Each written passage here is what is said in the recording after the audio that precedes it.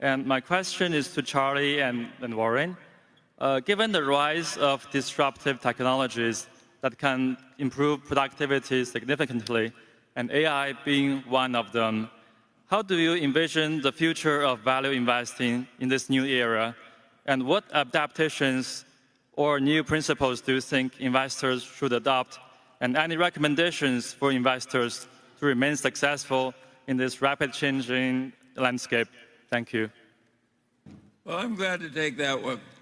I think value investors are going to have a harder time now that there's so many of them competing for a diminished bunch of opportunities. So my advice to value investors is to get used to making less. And Charlie has been telling me the same thing the whole time we've known each other. I mean, we get along wonderfully because... Well, we are making less. Yeah, well, but that mostly, I think, is because it's larger. When we were younger. No, we never thought we could manage $508 billion. No, or whatever. But I would argue that there's going to be plenty of opportunities. And part of the reason there are going to be plenty of opportunities, the tech doesn't make any difference or any of that. I mean, if you look at how the world's changed in the years since 1942 when I started, you'd say, well, how does a kid that doesn't know anything about airplanes, that doesn't know anything about engines and cars, and doesn't know anything about electricity and all that? But that really isn't that's not the world changing doesn't, or new things coming along don't take away the opportunities. What gives you opportunities is other people doing dumb things. And it's that.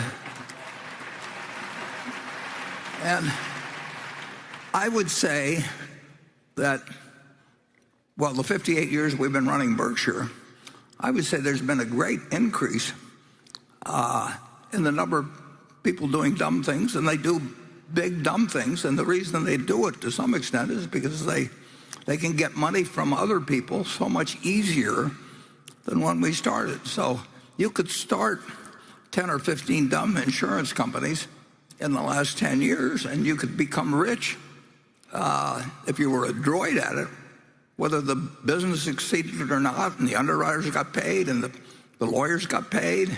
And that creates, if that's done on a large scale, which it couldn't be done, 58 years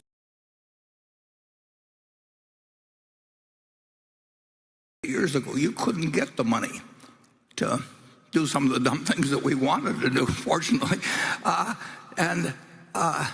So I think that investing has disappeared so much from this huge capitalistic market that anybody can play in, but that the big money is in selling other people ideas. It isn't outperforming.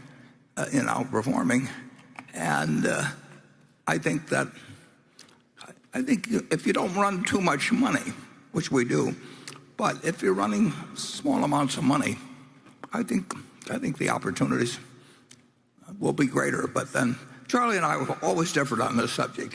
He likes to tell me how gloomy the world is, and I like to tell him we'll find something. And so far we've both been kind of right. Charlie, wouldn't you?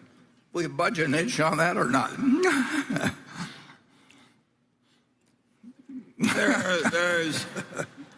There is so much money now in the hands of so many smart people, all trying to outsmart one another and outpromote one another, getting more money out of other people.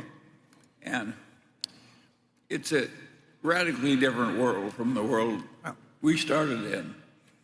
And I suppose it will have its opportunities, but it's also going to have some unpleasant episodes.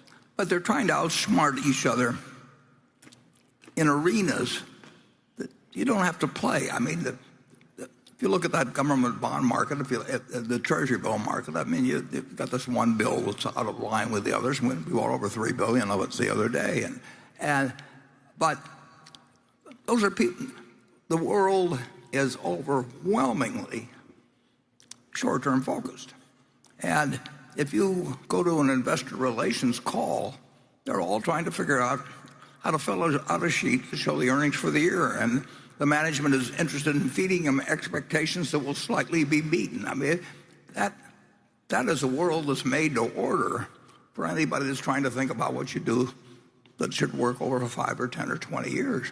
And I just think that I would love to be born today and go out with not too much money and hopefully turn it into a lot of money. And Charlie would too, actually. He just like he would find something to do, I will just guarantee you. And it wouldn't be exactly the same as before, but he would have a big pile. I would not like the thrill of losing my big pile into a small pile. Well, I like my big pile just the way it is. Well, we agree on that, incidentally. Okay. Yes, we do. You're one of the most extreme lovers of the big pile.